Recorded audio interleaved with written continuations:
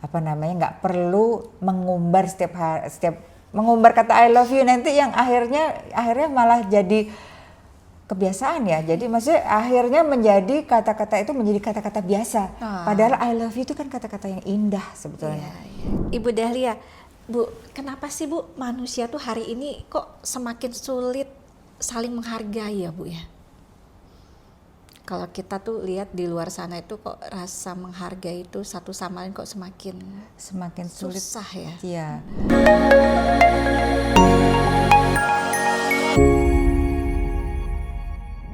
Hai sahabat Das, selamat datang di podcast Das Diaries bersama saya Dini Anjungsari. Di podcast kita kali ini ada yang spesial banget karena Das Diaries menghadirkan perjalanan kisah-kisah inspiratif dari para sahabat The Friend Indeed. Nah, hari ini kita akan bertemu dengan seorang perempuan yang mengajarkan dunia cara tampil elegan, percaya diri dan beretika. Tapi hidupnya sendiri penuh luka yang jarang terlihat oleh orang lain. Dia adalah Dahlia Sarjono, Chief Inspiration Officer dan pendiri IDEA Marcoms, konsultan citra dan komunikasi sosial yang pernah bekerja di General Motor Indonesia, mendukung organisasi internasional dan aktif menjadi pembicara seminar serta webinar tentang personal branding dan etika sosial. Selain karir yang cemerlang, beliau adalah ibu tunggal yang membesarkan 2 anak lebih dari 2 dekade. Sekaligus inspirasi bagi banyak perempuan dalam membangun citra martabat dan kekuatan diri. Kita sering melihat beliau rapi, tenang, dan classy. Tapi hari ini kita mau bicara tentang sosok perempuan di balik citra itu.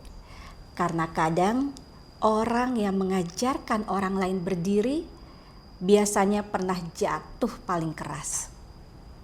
Tapi sebelum itu, nonton podcast ini sampai selesai, like, komen, dan subscribe YouTube channel kita supaya kalian bisa update terus episode-episode terbaru kita. Selamat datang di podcast Das Diaries, Ibu Dahlia. Apa kabar? Terima kasih sudah mengundang saya. Senang sekali bisa di Das Diaries sini. Kabar baik, Mbak. Aku baik. panggil Mbak aja ya? Ya, boleh. Mbak atau Ibu juga dia? Dini juga nggak apa-apa, Okay. Ibu. Wow, ini Ibu Dahlia ini udah lama loh sahabat Das pengen diundang di sini. Ini udah dari tahun lalu ya Bu ya. Iya. Dan bersyukur alhamdulillah Ibu sudah bisa hadir hari ini di tengah-tengah kita semua. Iya, terima kasih. Waktu itu terkendala jatuh ya. Tapi sekarang alhamdulillah udah sehat ya Bu ya. Alhamdulillah. Ibu Dahlia ini mengedukasi masyarakat setiap hari lewat Instagram. Tapi kalau kita jujur nih, apa sih yang sebenarnya Ibu paling dibutuhkan orang hari ini? Validasikah? Arah? Kepercayaan diri? Atau sekedar didengar? Semuanya itu sebetulnya. Dan validasi itu sebetulnya diawali dengan validasi diri sendiri. Validasi diri sendiri. Iya, jadi kita jangan berpaku pada validasi yang ribut, yang bising di luar sana. Nah, betul sekali Bu. Jadi kita validasi kepada diri sendiri gitu karena dan itu termasuk dengan itu tadi self awareness, ya self awareness, self acceptance dan self respect. Gitu. Jadi itu semua yang diperlukan untuk kita bisa berdiri ya, kita bisa berdiri, kita bisa menghadapi kehidupan, kita bisa menjalani apa yang kita ingin jalani. Gitu. Karena antara keinginan dan kemauan tuh beda ya. Ya. Wow. Ibu ini keren banget. Ibu Dahlia, Bu, kenapa sih Bu manusia tuh hari ini kok semakin sulit saling menghargai ya Bu ya? Kalau kita tuh lihat di luar sana itu kok rasa menghargai itu satu sama lain kok semakin sulit. Susah ya. Iya. Nah itu tadi gitu karena banyak manusia itu yang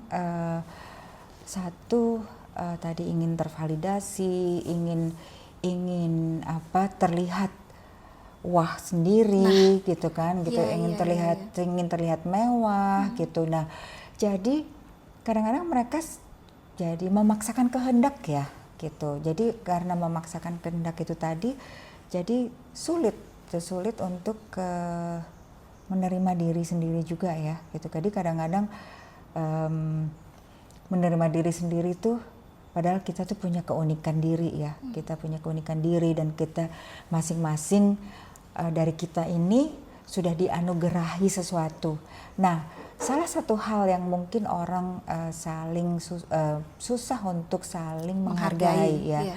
Itu adalah juga nah dia sendiri belum bisa menghargai diri sendiri Nah, juga. itu dia. Gitu. Kadang ego juga mungkin Ibu ya. Pengaruh nggak sih dari ego diri sendiri gitu, Iya. sehingga sulit untuk menghargai orang lain, melihat perbedaan orang lain dan lain Iya, sebagainya. betul. Pengaruh Jadi, nggak sih Bu? pengaruh karena bukan terkadang ya, kadang tuh ego dan emotion itu lebih tinggi dari yang lain gitu. Padahal kita bisa dimulai dari tadi ya, kita self acceptance dulu gitu. Jadi kita bisa, kalau kita menerima diri kita pasti bisa menerima juga orang lain dan kita bisa menghargai orang lain gitu. Itu intinya di situ ya Bu ya. Karena kalau kita gimana, kadang-kadang kan kita bilang, kok orang itu kok gituin aku sih gitu, padahal kan nah kita udah sadar belum gitu, ada satu pertanyaan selalu harusnya kita pertanyakan ke diri kita sendiri dulu, apakah kita juga sudah menghargai diri kita seperti kita layaknya ingin dihargai oleh orang lain. Wow, ini dalam banget nih. Ibu, orang tuh kan berpikir tuh sosial etik itu kan cuma soal table manner atau penampilan. Nah, tapi kalau dari yang saya lihat nih dari pekerjaan Ibu Dahlia, sebenarnya nih soal membangun martabat manusia. Iya. Nah, menurut Ibu Dahlia, kenapa etika dan citra diri itu penting Bu di zaman sekarang? Iya, citra itu mudah dibangun, susah dipertahankan. Nah, makanya citra itu penting. Kemudian citra seperti apa yang kita inginkan, yang kita inginkan orang lain mempersepsikan kita, ya kan? Kemudian tadi yang pertama apa tadi Mbak? Etika.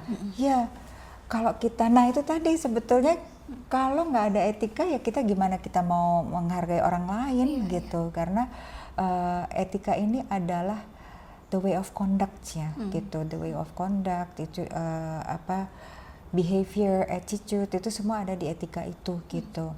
Dan etika inilah yang bisa membuat kita dihargai dan menghargai orang lain gitu.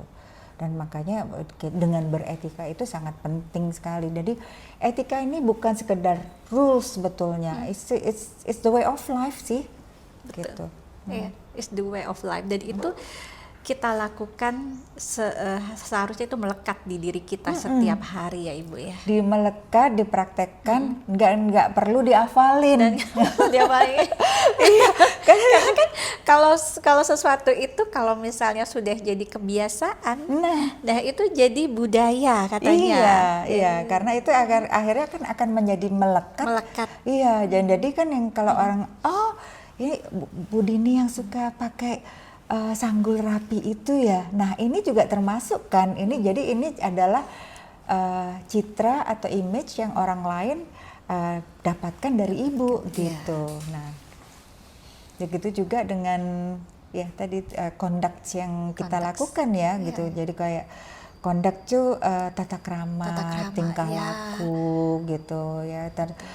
As simple as kalau kita tahu ada 3 hal yang basic ya, yang kayak terima kasih, minta maaf, dan juga menyapa ya gitu. Jadi terima kasih, say ya hello, ya itu menyapa ya gitu. Terus menyapa, terima kasih, dan minta maaf. Minta gitu. maaf. Iya. Terima kasih, terima kasih, minta maaf, dan say hello. Say Say hello, so menyapa lah, Menyapa ya. bertegur sapa. Bertegur sapa. Iya, gitu. Nah, Jadi itu kadang-kadang memang suka ada yang ketinggalan ya Bu ya. Tapi nah ini kita dapat diingat lagi nih sama Ibu nih. Jadi apa namanya, itu bagian dari etika dan citra diri ya Bu ya, yang memang seharusnya itu harusnya itu melekat sama diri kita. iya, gitu nggak ya. jadi hafalan Nggak gitu. jadi hafalan ya. Nggak yang oh kata Ibu Dahlia kalau mau buka pintu tuh harus dijagain. Oh ya lupa, oh ya tadi Ibu Dahlia ngomongnya lupa gitu. Kalau Baru inget gitu ya. Iya, kalau nggak nanti kita punya banyak contekan Punya dong. banyak contekan. Tapi kalau saya tuh sukanya gini dari Ibu itu, saya senangnya itu karena itu adalah menurut saya semuanya adalah life skill. Yes. Life skill. Jadi itu yang seharusnya betul-betul seru banget. ya melekat dan kita lakukan sehari-hari kita. Betul. Bahkan kalau jadi saya kan setelah dari Hong Kong itu tadi saya lanjut ke Belgium ya, di Brussels. Di Belgia ya Ibu Iya, ya? di Belgia. Nah, di Brussels ini saya mempelajari ilmu-ilmu ini semua nih gitu. Jadi selain dari public relations, kemudian di dalam public relations itu ada yang namanya savoir vivre, savoir faire gitu. Jadi itu artinya adalah si ilmu etiket itu tadi. Jadi finishing schools kalau di negara lain ya. Nah, ini artinya dalam banget sebetulnya savoir vivre itu. Jadi kalau kita menyadari, kita tahu, kita memahami berkehidupan, berarti kita juga menyadari, kita tahu dan paham apa yang kita lakukan untuk berkehidupan itu tadi. Jadi kita mengerti melakukannya, savoir faire gitu. Yang tadi Ibu bilang ya, kesadaran. Ya, Bu Ya, ya. termasuk ya, betul. Jadi kita tuh selalu melakukan sesuatu dengan intention, dengan kesadaran. Jadi dengan kesungguhan dan niat juga gitu. Jadi kalau memutuskan sesuatu jangan pas lagi emosi ya Bu ya. Nah, benar. Kadang-kadang kan kalau kita lihat nih sedikit contoh, ya kan seperti kemarin kalau kita dengar ada yang viral yang guru kepada muridnya, ya kan? Oh iya, yang pemukulan itu ya Bu ya. Iya kan gitu. Dan padahal sebetulnya kalau guru itu mau dengar duluan gitu ya. Jadi apa sih sebetulnya yang dirasakan oleh muridnya sebelum misalnya membentak gitu. Selain itu pun juga waktu itu ada juga netizen yang menanyakan ke saya gitu di dalam ini ya. Saya seorang guru gitu. Jadi bagaimana bagaimana caranya memarahi anak dengan elegan.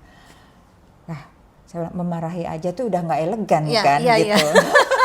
Betul. Nah, gimana tuh Bu? Gimana tuh? Jadi saya bilang mungkin kata-kata yang baiknya tuh sebetulnya menegur ya gitu. Jadi menegur dan bukan mungkin deh.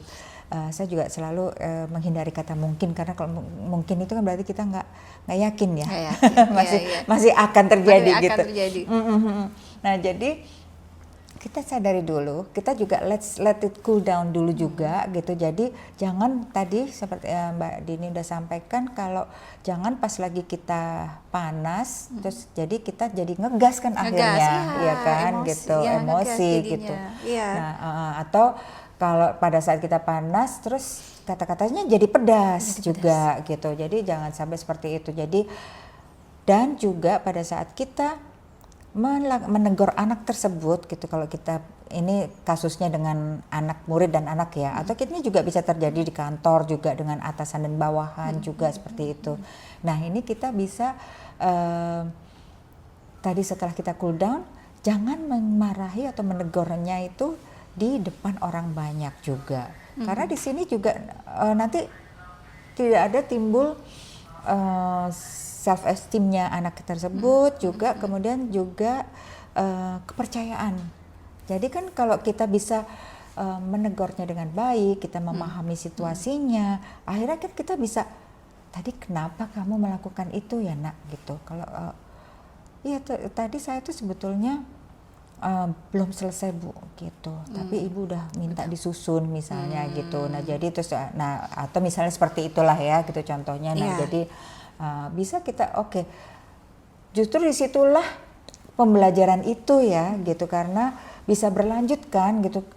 Yang kamu ngerasa sulit apa? Nah baru kan seperti itu. Saya nggak bisa menyelesaikan karena saya tuh nggak paham ini gitu. Nah seperti itu kan. Karena ini pernah terjadi juga ke anak saya sendiri gitu di sekolahan gitu. Jadi pada saat saya waktu itu mau memindahkan sekolah gitu, gurunya tuh mengatakan ke saya gitu, ini nih gitu si Ile, ini panggilannya Ile, selalu mau duduknya di paling depan sini gitu. Kalau bertanya gitu pasti maju gitu. Terus dan dia akan nongkrong terus di situ kalau saya belum jawab. Bu, jangankan anak saya, kalau saya tanya ke ibu nggak jawab saya aja, saya juga pasti akan menunggu sampai ibu menjawab begitu kan. Nah itulah, jadi selalu harus ada vice versa ya gitu. Jadi kalau ada pertanyaan nih dari ke ibu tentang bagaimana sih memarahi murid dengan elegan, mungkin kalau saya bisa simpulkan adalah belajar untuk mendengarkan dulu, empati sehingga bisa memberikan solusi atau mencari akar permasalahannya sehingga tidak menimbulkan salah persepsi yang sehingga akhirnya memancing emosi. Iya Ibu ya. Karena ada rulesnya juga Mbak Dini untuk komunikasi itu. Jadi kadang-kadang tuh kebanyakan kita manusia itu pada saat kita dengerin satu pembicaraan atau di meeting atau apa, di otak kita tuh udah langsung bergemuruh, itu nggak gitu. Jadi pengen jawab judgment. Terus kemudian itu nggak gitu, pengen jawab, pengen respons gitu kan. Padahal tunggu dulu, dengerin sampai akhir gitu, baru barangkali kita nggak tahu kan, kita nggak pernah tahu the end of the phrase atau kalimatnya itu ternyata sebetulnya jawaban yang kita tunggu. Betul. Gitu. Nah jadi rulesnya itu 80-20, jadi kita lebih banyak 80% kita mendengarkan, baru 20% kita menjawab. Makanya kita dikasih telinga 2 Ibu, mulutnya 1. Waduh, nggak kebayang kalau mulutnya banyak Mbak ya. Makanya kata Ibu tuh 80% mendengar, 20-nya menjawab atau merespon gitu. Iya, itu pun juga kalau itu rule-nya ya Bu. Itu pun juga kalau karena jawaban pun tidak harus dengan jawaban kata-kata. Jawaban dengan senyuman pun, dengan anggukan pun itu adalah suatu non-verbal answers juga gitu. Dan gesture lah ya. Iya. Wow, ini keren banget deh Ibu. Ibu, banyak nih orang berpikir etiket itu tuh soal formalitas aja gitu. Ibu Dahlia melihatnya tuh sebagai apa Bu? Yang tadi saya udah sampaikan tuh, jadi bukan formalitas karena itu harus melekat tadi ya Bu ya. Harus embodied di kita gitu. Jadi karena kalau kita memahami etiket, kita tahu etikanya apa ya kan. Kemudian juga kalau kita di beberapa hal tuh ada protokolnya juga gitu ya kan gitu. Dan protokol itu sebetulnya tidak hanya di istana atau di pemerintahan saja gitu. Jadi protokol itu adalah rule of thumbs-nya dari etiket tersebut gitu. Nih Ibu, kadang di life skill kita ya, kadang kita itu bagaimana kita etiket itu menempatkan diri kita di tempat dan situasi yang tepat. Misalnya etiket di meja makan, kemudian bagaimana ini yang paling banyak nih mulai bergeser itu adalah misalnya tidak bisa membedakan mana kayak misalnya ke pesta atau misalnya bermain, sosialisasi gitu, gaul. Nah itu sekarang itu sepertinya memang penting sekali etiket itu betul-betul dipahami gitu, rule-nya gitu. Kayak kita hari ini sebenarnya sahabat Das kita melihat Ibu Dahlia begitu. Kalau saya udah kenal ya dari tahun lalu Ibu, dan saya sangat kagum sekali dengan looks-nya, penampilannya, dan bagaimana saya itu merasa begitu dengan melihat Ibu aja saya merasa dihargai gitu. Saya merasa dihormati walaupun kita hanya belum bicara nih gitu. Kenapa? Karena saya belajar dari salah satu dari Ibu Dahlia itu adalah ketika kita bisa menghargai diri kita bersikap berpenampilan yang baik, secara tidak langsung kita menghargai dan menghormati orang lain yang bertemu dengan kita. Betul ya Bu ya? Betul, ya. Gitu. Dan menurut saya itu salah satu hal yang sepertinya memang perlu ditanamkan ya gitu ya, dengan tadi balik ke Ibu kesadaran gitu ya, itu melekat di tahu cara bagaimana bersikap gitu. Jadi yang kalau saya bisa elaborate lagi, jadi tadi yang disampaikan Mbak Dini itu mungkin yang dirasakan itu adalah kenapa sekarang bergeser gitu ya. Iya. Karena sekarang ini banyak sekali kalau saya lihat misalnya ke pesta pakai sepatu Keds misalnya gitu ya. Dulu kita tuh kalau saya diajarin sama orang tua saya gitu ya Bu, baju misalnya kita pakai batik nih. Nah, sepatu tuh mesti heels matching gitu. Harus heels ya. Iya, harus sesuai. Saya pakai Sepatu kebaya. kulit, Gitu. Jadi misalnya kebaya ya sepatunya heels gitu ya. Nah, sekarang itu pakai sudah mules, pakai slop lah. gitu ya. Jadi itu dan pakai tas pesta misalnya gitu. Jadi itu look seperti itu sudah standar kalau kita mau ke pesta gitu. Tapi sekarang tuh sudah sangat santai gitu ya. Jadi sepatunya ada yang pakai ke pesta yang formal banget, tapi sepatunya sepatu Keds misalnya gitu, atau tasnya udah nggak tas pesta lagi gitu. Dan saya sebenarnya masih ngajarin untuk ke putri saya gitu ya. Jadi ini how you look gitu. Bagaimana penampilan itu adalah bagaimana kamu menghargai diri kamu sendiri dan menghargai orang lain gitu. Dan yang sebenarnya tadi karena Ibu memang bidangnya ya gitu ya. Jadi kadang etiket ini suka bergeser tadi gitu, kurang begitu dipahami saat ini gitu. Di beberapa orang ya, nggak semua. Iya. Dan sebenarnya karena memang dunia juga sudah berbeda ya Mbak gitu. Jadi memang etiket yang pakem zaman dulu itu memang pada saat ini juga sudah bergeser. Dan ini memang dari beberapa kami yang bergaul atau menggeluti etiket ini, kami juga bisa menyatakan bahwa ini bisa diterima gitu, tapi melihat juga suasananya gitu. Jadi misalnya kalau tadi Mbak Dini menyampaikan kenapa sih gitu dari kok ke pesta yang formal tapi sepatunya Keds gitu. Nah ini mungkin orang itu nggak sempet ganti, tapi nggak begitu sih sebetulnya gini, kalau saya tuh di mobil misalnya nih saya nggak akan sempat pulang gitu, kalau nggak akan sempat pulang saya sudah menyediakan di mobil gitu, jadi nanti ini akan pakai bajunya ini, sepatunya ini, tasnya ini gitu ya.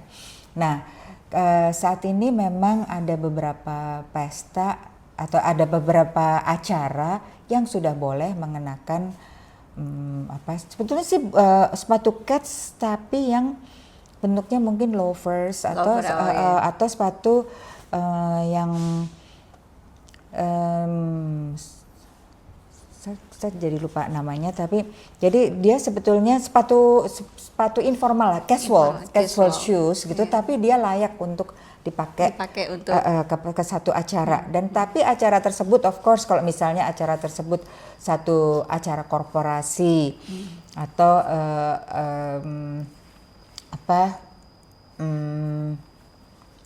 fine dining atau gala dinner, gala dinner tolong ganti dulu di rumah gitu atau ganti dulu di mobil gitu, jangan dipakai itu. Jangan dipakai itu. Iya. Ya, soalnya ini Ibu, saya mau nyambungin ke personal branding sebenarnya, ke personal branding karena banyak banget kesalahan umum dari orang-orang. Bagaimana sih caranya? Kan banyak nih pertanyaan nih sebenarnya Mas Bu. Gimana sih membuat personal branding yang baik gitu ya? Dan kemudian apa sih kesalahan yang umum yang orang lakukan dalam membuat personal branding? Karena nih banyak nih yang mereka rasain nih. Ini pertanyaan ini yang masuk nih Bu, mereka katanya gagal nih personal brandingnya gitu, yang mereka rasain gitu. Iya. Ini anak-anak yang ini kalau boleh tahu dari gen apa nih? Ini Gen Z. Ya. Oh, ini kebetulan pertanyaan makanya tadi nyambungin apakah kemudian etiket tadi itu kah kemudian kan ini kita ngomongin personal branding nih Bu, kita apakah yang kurang begitu melekat gitu ya, mungkin karena nggak tahu atau mungkin karena memang tidak terbiasa gitu ya, dan akhirnya kemudian ternyata yang sederhana itu tadi gitu ya, look seperti yang Ibu kan seperti kalau saya lihat sangat matching ya, karena sudah terbiasa nih gitu ya. Jadi itu yang kemudian akhirnya mereka ngerasain kok saya personal branding saya gagal ya. Saya banyak banget Bu ketemu dengan beberapa anak ya gitu ya, yang kemudian gagal interview misalnya gitu kan, kemudian pinter, bagus gitu ya, tapi sayangnya ketika interview gagal gitu. Jadi tesnya udah bagus, pas interview gagal. Karena gini, pas di interview sebenarnya kelihatan banget tuh personal brandingnya. Nah, menurut Ibu, apakah itu menyangkut etiket tadi ataukah seperti apa nih Bu? Iya.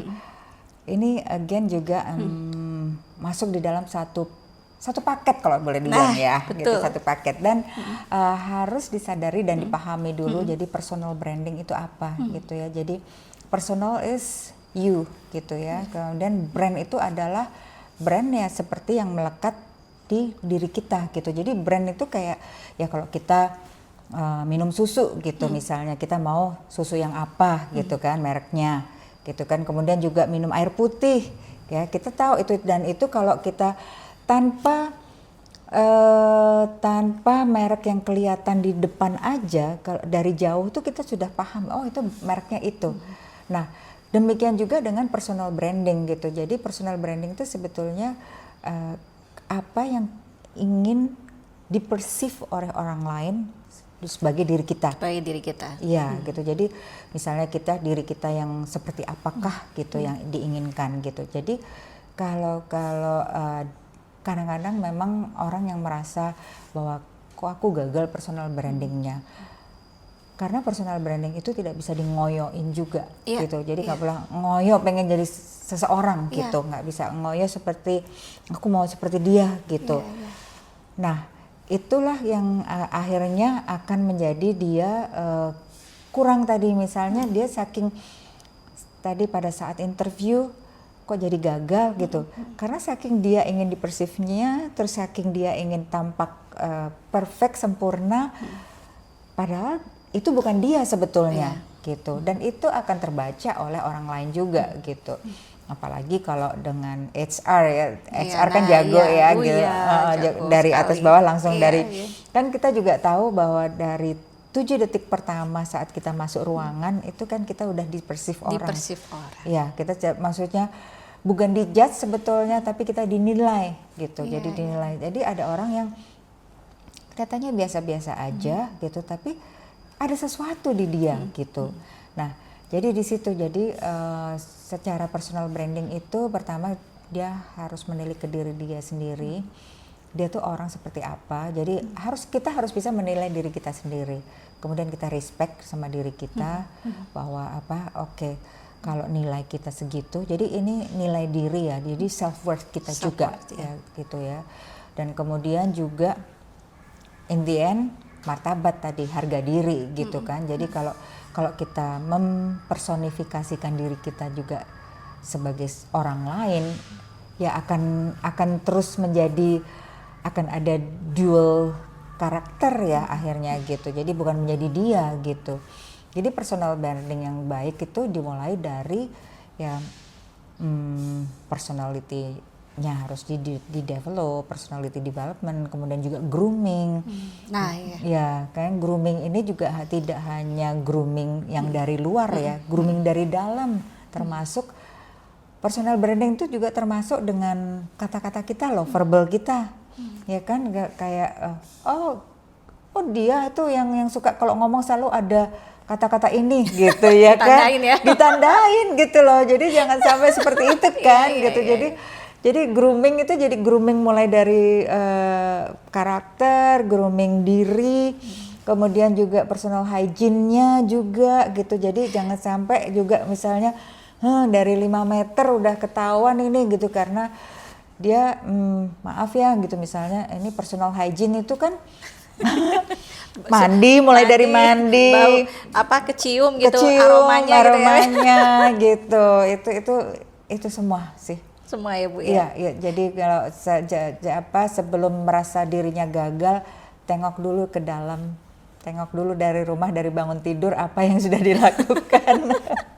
Sebelum mengisi yang lain ya, gitu, karena yang lain itu penting juga gitu. Iya. Soalnya nih Ibu nyinggung-nyinggung soal grooming nih, lagi trending nih Bu, grooming, child grooming lagi. Aduh, itu bahaya itu. Bahaya itu ya, Bu, ya. Ibu, ada nggak sih orang paling berkelas yang Ibu Dahlia pernah temui? Bukan dari status ya, tapi karena dari sikap. Bisa ceritain nggak? Ada nggak contohnya? Oke, saya punya contoh satu orang yang ya sahabat saya, kalau di sini ya, kalau di luar dulu yang mungkin semua juga tahu itu Audrey Hepburn. Ya, itu wanita yang berkelas, yang cantik, dan beliau tidak hanya sebagai aktris ya gitu, tapi maintain gitu sampai beliau tua ya. Jadi yang beliau juga mengatakan kan bahwa beauty itu tidak akan fade kalau kita juga punya elegansi yang baik gitu, keanggunan yang baik ya. Nah, kemudian juga Grace Kelly, beliau dari aktris bisa membawa diri sampai menjadi seorang putri Monaco ya. Nah, kemudian ada beberapa lagi yang lain ya. Nah, kalau di sini saya ada seorang teman saya, ya kebetulan memang beliau juga berada gitu. Tapi tidak hanya itu sih, yang membuat beliau sangat berkelas itu adalah ya bagaimana caranya membawa diri, caranya berbicara, kemudian juga caranya menepati waktu. Waktu itu is the key juga ya, be punctual, menepati janji gitu. Jadi kalau memang mengatur janji itu juga jadi berapa hari sebelumnya dan selalu tepat nih gitu. Jadi konsisten ya Bu ya. Konsisten, dan kayak misalnya hari Senin tanggal 2 jam tempatnya di mana itu semua detail ya Bu. Detail, dan beliau juga nanti sebelum jalan atau sehari sebelumnya sudah akan mengingatkan gitu. Jangan lupa ya gitu, see you tomorrow jam segini gitu. Dan satu lagi, begitu kita selesai bertemu pun langsung WA gitu. Hai gitu, Li gitu, thank you ya tadi ketemuan kita gitu, appreciate it gitu, segala macam gitu. Nah, wow, itu bagian dari manner ya Bu ya jadinya ya. Bagian dari manner yang akhirnya berkelas, sesuai dengan tagline saya, bermanner itu berkelas. Bermanner itu berkelas. Ibu, apa arti elegan menurut Ibu Dahlia? Tadi elegan itu banyak hal ya sebenarnya. Tadi elegan itu bahwa kita bisa menerima diri kita dan kita bisa memproyeksikan atau merefleksikannya keluar dengan baik gitu. Jadi elegan itu ada di banyak hal sebetulnya ya. Jadi elegan dalam berbicara, elegan dalam bertindak tanduk, kemudian elegan juga dari penampilan kita. Penampilan dan dandan itu tidak harus wah atau tidak harus bermerek dan tidak harus mahal, tapi adalah yang pas, yang merefleksikan kita dan yang membuat kita cantik, yang membuat aura kita keluar gitu. Jadi yang membuat yang bring out the greatest self of you gitu.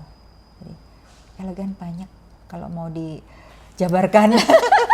tapi keeleganan itu ya dimulai dengan diri kita sendiri. Dimulai dari diri kita sendiri ya Bu. Iya, dan kemudian tadi yang saling ya Mbak ya, yang tadi saling menghargai, saling menghormati, dan itu adalah udah elegan yang berkelas lah. Itu elegan yang berkelas ya. Tadi balik lagi motonya Ibu apa tadi? Karena yang bermanner itu berkelas. Saya setuju banget itu Ibu. Ibu, di dunia sekarang yang serba keras dan cepat nih gitu Ibu.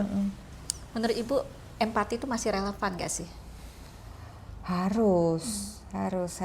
Gimana kita tidak bisa, gimana kita tidak meletakkan empati itu dalam berkehidupan kalau kita mau direspek orang.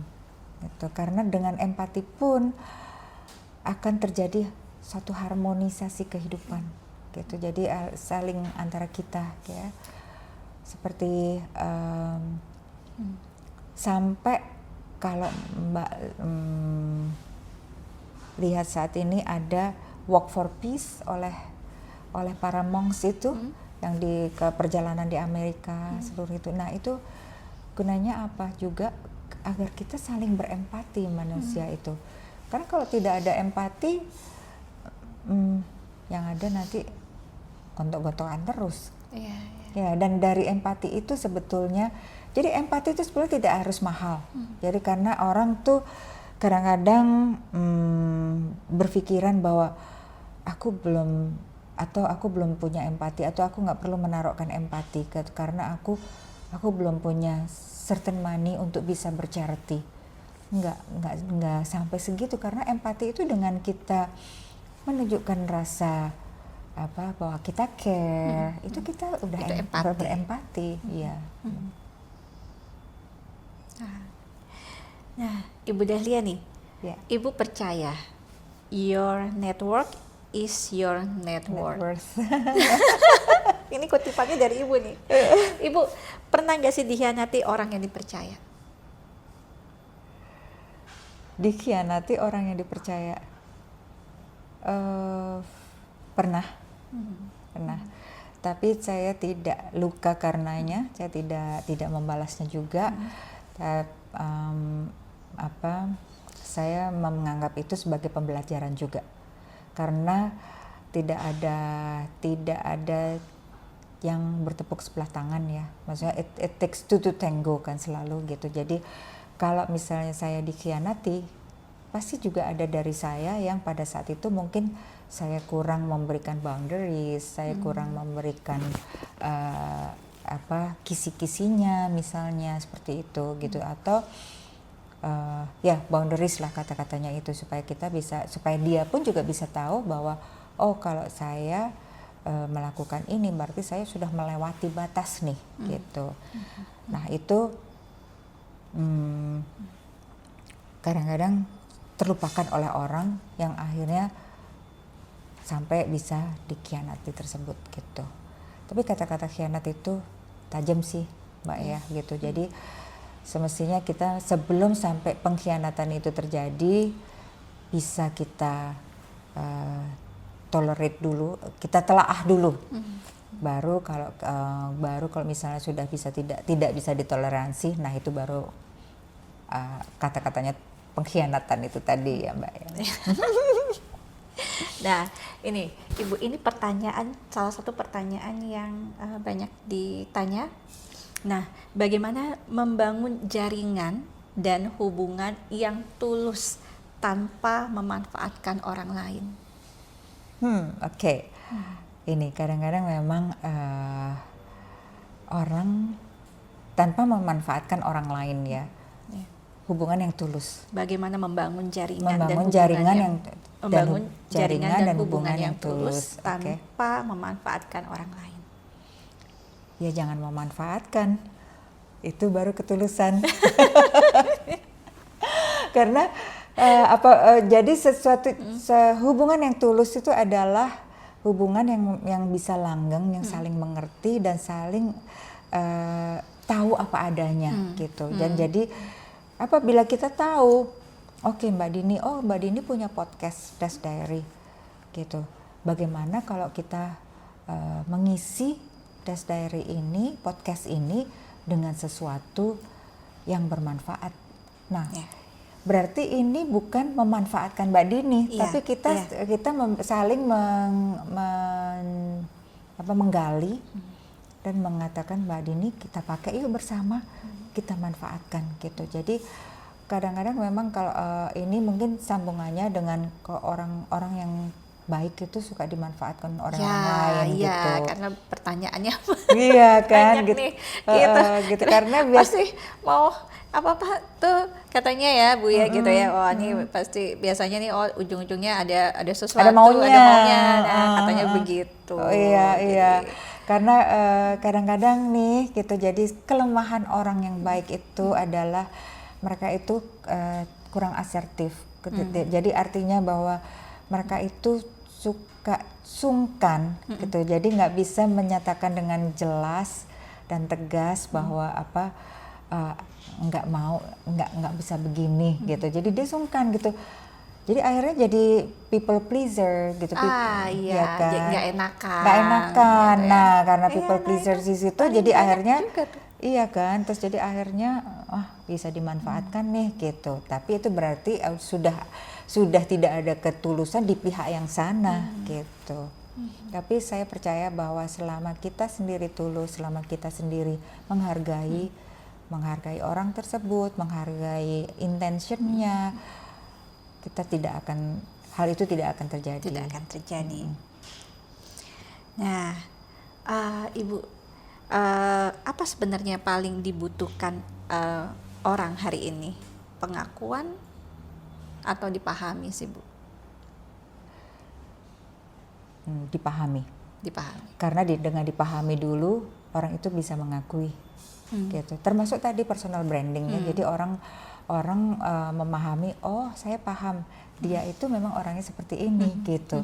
Nah baru orang mengakui kan. Ya jadi termasuk, karena kalau orang yang terlalu pengen dikakui berarti dia hanya mencari validasi di luar gitu. Jadi kayak aku mau diakui sebagai ini gitu. Jadi akhirnya dia akan berlomba mengatakan out loud gitu secara berisik, akhirnya kan aku kan ini gitu. Padahal kita nggak harus menyebutkan bahwa saya seorang ini, seorang misalnya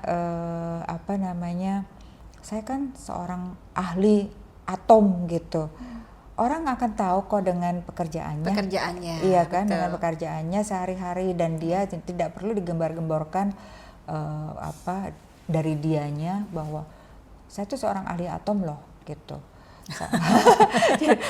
Kamu harus percaya ya sama saya gitu. Terus, tapi nanti orang itu juga bilang bikin dulu atomnya gitu kan, baru saya percaya gitu kan. Makanya harus dipahami dulu, baru nanti akan muncul pengakuan. Gitu ya Bu ya. Dan pengakuan itu juga tidak harus tertulis kan. Iya. Seperti juga kayak seorang ini mungkin anak Gen Z suka pertanyaan selanjutnya pasti etika tentang ngedate nih gitu kan. Gitu. Jadi gimana? Emang perlu nggak sih gitu ngomong I love you terus gitu kan? Dan Hendra Gen Z. Gimana ngedate tuh? Gimana nih Bu? Gimana nih ngedate yang elegan tuh gimana Bu? Ngedate yang elegan ya itu tadi gitu. Ngomong I love you enggak? Dengan apa namanya? Dengan kelakuan, maksudnya dengan dilakukan, dengan ditunjukkan dengan sikap gitu. Iya, gitu. Jadi kayak nggak perlu mengumbar setiap mengumbar kata I love you, nanti yang akhirnya malah jadi kebiasaan ya. Jadi maksudnya akhirnya menjadi kata-kata itu menjadi kata-kata biasa. Padahal I love you itu kan kata-kata yang indah sebetulnya. indah, yang penuh makna, membawa kebahagiaan. Tapi kalau diobral, jadi akhirnya jadi kata-kata biasa, jadi kayak kenapa? Jadi kayak keseringan. Jadi kayak kata-kata Jadi biasa. sebaiknya itu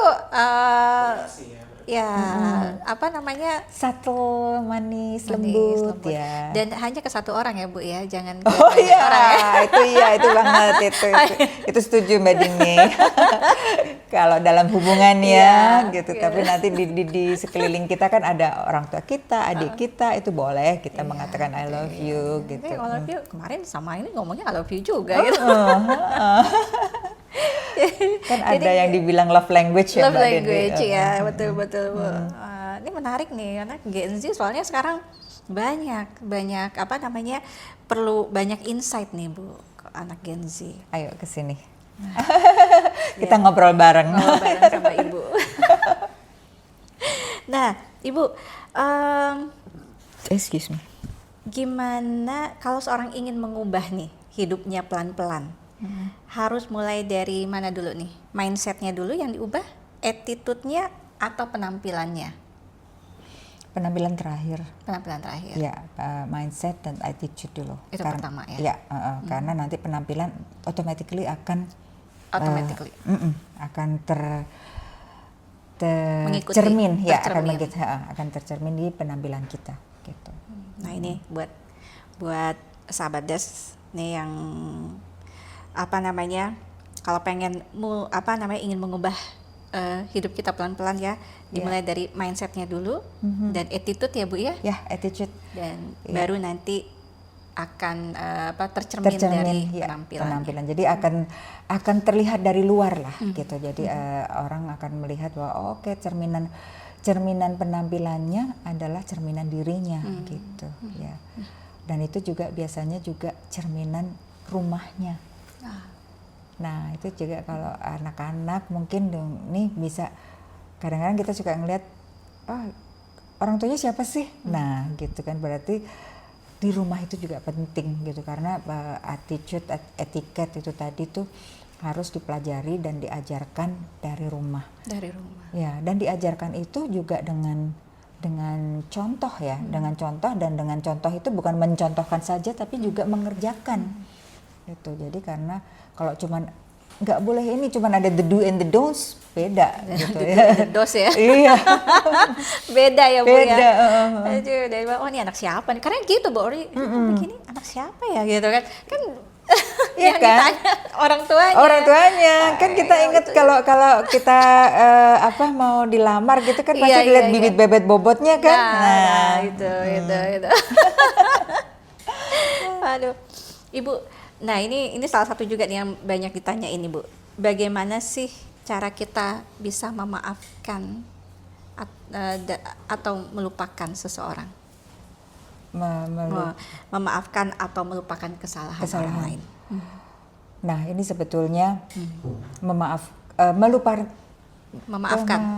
dulu ya, gitu. Karena kalau melupakan kesalahan itu ada proses gitu. Karena banyak orang yang selalu bilang aku memaafkan udah bisa, tapi melupakan yang sulit. Iya kan, gitu. Nah, jadi untuk bisa memaafkan adalah kita sendiri juga gitu, mulai dengan dari diri kita sendiri. Biasakan juga kita accept kalau kita punya salah dan kita minta maaf gitu, dan jangan diulangin lagi kalau memang udah membuat kesalahan dan kita sudah minta maaf ya gitu. Dan kadang-kadang juga orang lain akan melihat itu, oh dia bisa kok gitu, dia mengerti dan dia paham gitu, dan dia tahu bahwa ini kesalahannya dan dia mau tidak mengulanginya lagi gitu. Dan memaafkannya, cara memberi maaf dan memaafkan diri, meminta maafnya itu juga harus genuine ya gitu, yang tulus ya, yang dari tulus. Hati ya, bukan hanya for the sake of something terus kita jadi minta maaf gitu kan, maaf ya gitu terus. Nah ini nih, karena Mbak Dini udah mengucapkan itu tuh, yang sering kita maaf yang kecil aja, yang kayak di tempat umum gitu. Jadi kayak kita masuk, kita nyenggol orang, kita nutup lift gitu. kita padahal tunggu sebentar gitu, kita bisa kok. Nah itu empati juga ya gitu, kita pencet tunggu, oh ada orang yang mau masuk, dan kalau liftnya masih cukup, why not kita ini gitu. Nah kadang-kadang itu begitu kita masuk juga, kalau kita misalnya keburu kepencet, maaf ya gitu, kita harus minta maaf itu juga itu. Jadi meminta maaf itu memang satu kata-kata yang sulit kadang-kadang ya buat orang gitu, tapi sebetulnya itu yang harus kita sadari, yang harus kita semuanya memang berdasarkan dari hati ya gitu. Jadi maaf yang genuine itu adalah maaf yang dari hati gitu. Ya. Ini soalnya banyak pengalaman ya Bu ya di luar sana yang menanyakan ini, seperti Ibu tadi sampaikan, memaafkan bisa tapi melupakannya ya nggak bisa gitu ya. Jadi memang harus ada ketulusan lagi tadi. Ada ketulusan lagi. Dan kedua to let go. Let go. Iya gitu. Jadi letting go itu memang yang enggak ada buku ya yang terbaru. Itu letting go itu memang harus dimulai dengan kebersadaran lagi. Kebersadaran lagi bahwa kalau ini melekat, ini dampaknya nggak akan baik buat saya. Nah, itu dia. Ya. Kesadaran. Balik lagi ke kesadaran diri ya Bu ya. Kalau dampaknya daripada berkarat di dalam hati, mendingan dihilangkan kan. Iya. Dan tetap terus mencari sisi positif ya, membangun sisi positif dari diri sendiri ya Ibu ya gitu. Ya agar apapun situasi di luar sana yang memberikan dampak tidak baik ke diri kita, itu tidak mengubah diri kita menjadi orang baik. Iya, karena makanya kan ada kata-kata juga, surround yourself with positive people. Positive people, betul. Positive minded people juga. Positive minded people juga. Itu salah satu caranya ya Bu ya. Iya. Nah, Ibu, di era yang serba cepat ini ya gitu ya. Kita tuh tahu sekarang kita tuh otentik banget di era media sosial. Nah, bagaimana sih Ibu cara kita membangun reputasi dan citra yang baik di media sosial? Iya, di era media sosial saat ini. Di era media sosial. Ya. Kita tuh udah kayak etalase sih sebenarnya Ibu. Ya, jadi misalnya kayak orang tuh kadang ingin terlihat seperti apa gitu ya, atau dia menyajikan apa di sosial media, itu orang kan membaca semua. Nah, bagaimana sih Ibu caranya kita bisa membangun reputasi dan citra yang otentik, yang baik gitu di era sosial media saat ini? Iya, jadi ya we are social ya, karena kita manusia itu pada dasarnya we are social human ya. Social human, betul. Jadi kita selalu bersosialisasi. Nah, makanya ya itu semua Mbak gitu. Jadi itu semua yang menjadi landasan, karena apalagi tadi Mbak menyebutkan sudah kita tuh di era media sosial. Kebayang nggak gitu kalau kita melakukan, misalnya nih kita salah makan gitu, kita kecap-kecap gitu, mungkin kita menyatakan bahwa ini kita makan sama teman-teman sendiri ini gitu.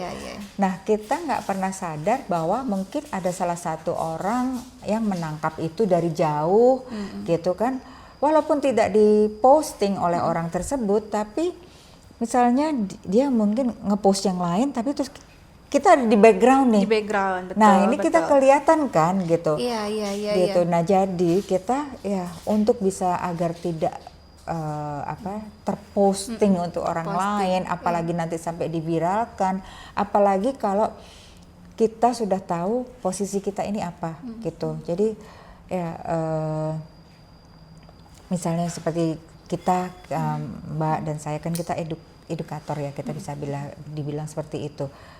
Ya kita sudah memposisikan itu di setiap hari kita melakukan hal-hal yang baik gitu. Jadi hal-hal yang di dalam koridor-koridor gitu. Jadi agar jangan sampai tadi kecolongan orang gitu.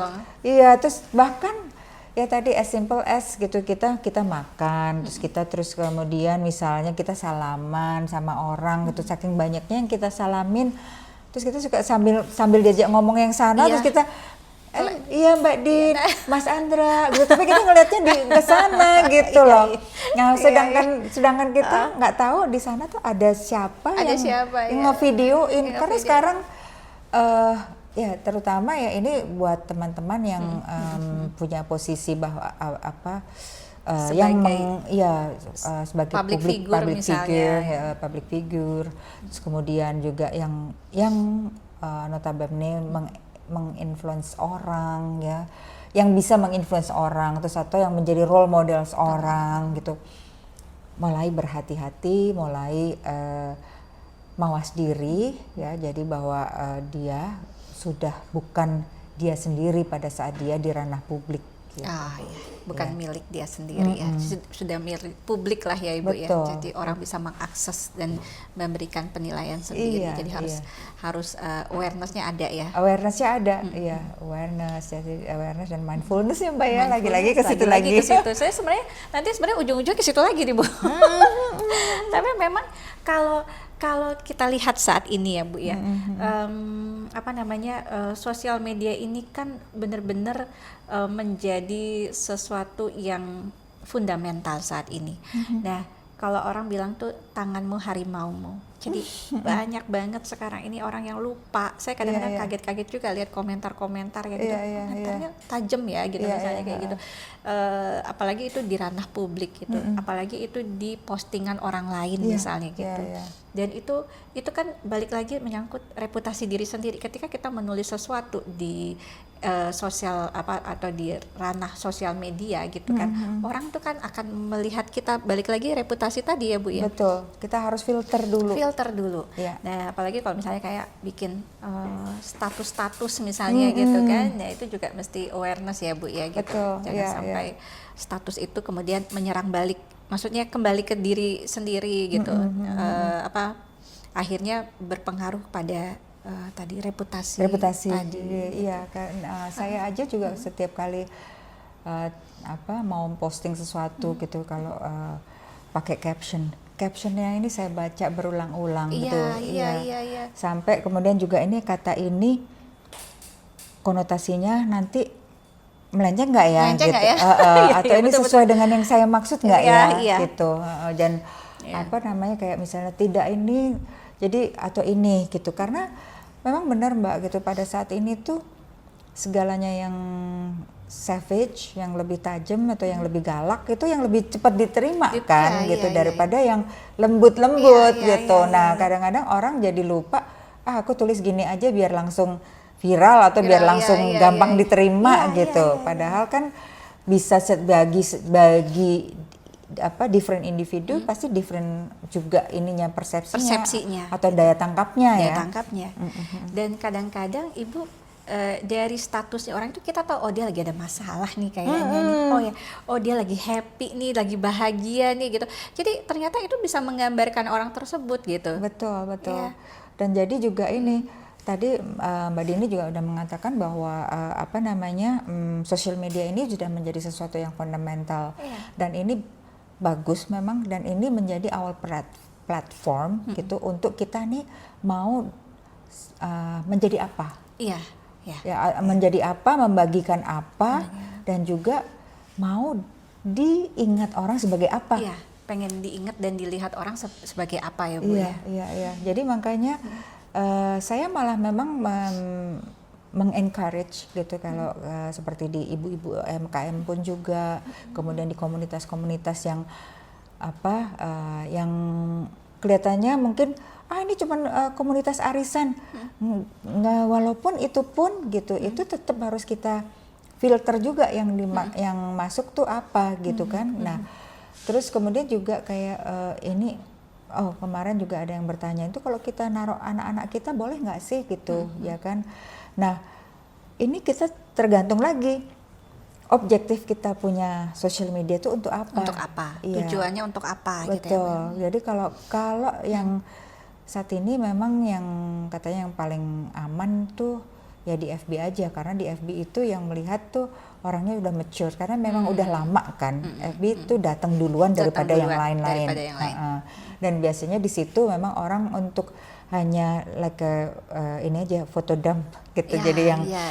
yang sayang dibuang gitu Ya, ditaruh aja di ditaruh situ. di situ, betul. Nah, jadi di sini di situ akhirnya orang jadi lihat, oh ini udah segini ya gitu, kayak yang teman-teman lama, ih kamu sekarang udah ngebiarin rambutmu putih saja ya gitu. Nah, jadi yang lucu-lucu di situ Lucu-lucu aja ada di gitu. situ ya, Bu, Tapi ya. kalau yang ini sebetulnya sayang kalau saya bisa mengatakan ke teman-teman kalau memang punya sesuatu yang bisa dibagikan, bagikanlah di situ gitu. Karena di situ ya ini menjadi sekarang ya ranah yang bisa di-appreciate orang juga.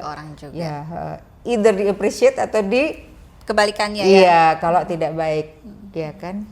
Nah, jadi memang balik lagi tadi tuh awareness-nya semua tuh, jadi etika tuh tidak hanya pada tingkah laku kita sehari-hari, tapi juga di bersosial media itu juga menjadi bagian yang tidak terpisahkan hari ini ya Bu ya, yang melekat sebenarnya dengan diri kita sendiri. Betul, terutama juga kayak kalau kita kerja di korporat, di korporasi juga gitu.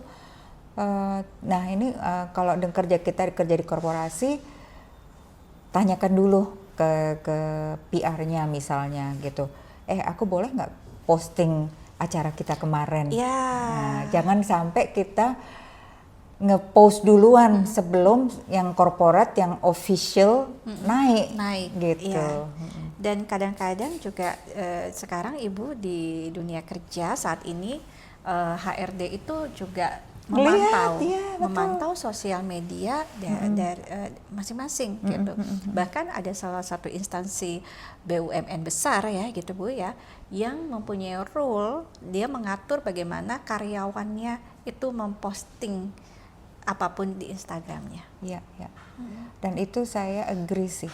Saya agree karena jangan sampai ada rahasia perusahaan yang bocor. Gitu kan, gitu kadang-kadang ini rapat internal sama dia ditaruh betul gitu, bahwa walaupun itu di story pun 24 jam itu lama loh.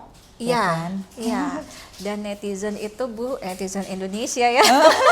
Maha benar dan maha gercep gitu. Jadi kadang-kadang ada komentar dari instansi ini, wah cepat itu. Makanya ada SOP dan rule-nya ternyata di perusahaan-perusahaan pemerintah ya.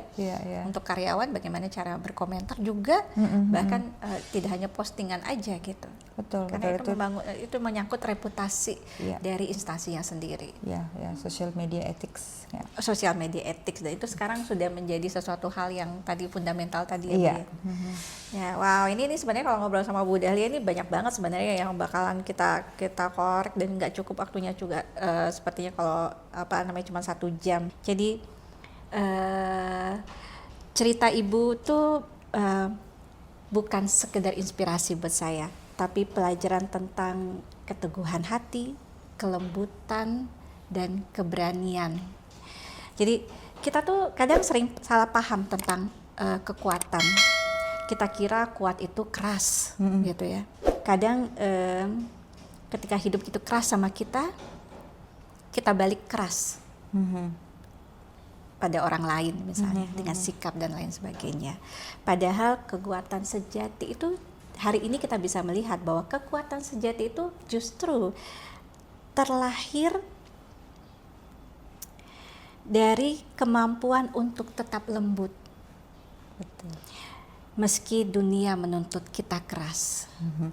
Dan Ibu Dahlia mengingatkan kita bahwa elegan itu bukan berarti tidak pernah hancur.